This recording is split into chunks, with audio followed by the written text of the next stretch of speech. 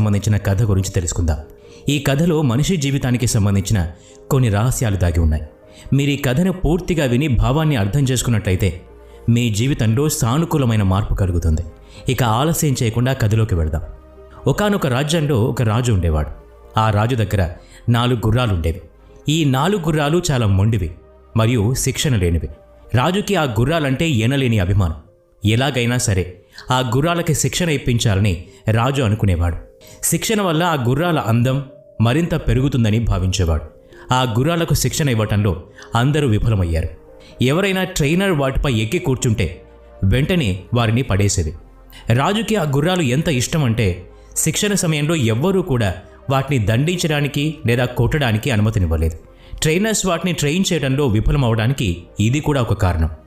ఎవరైనా సరే ఈ గుర్రాల్ని దండించకుండా ట్రైన్ చేస్తారు, వారికి 1,00,000 బంగారు నాణాలు ఇవ్వబడతాయని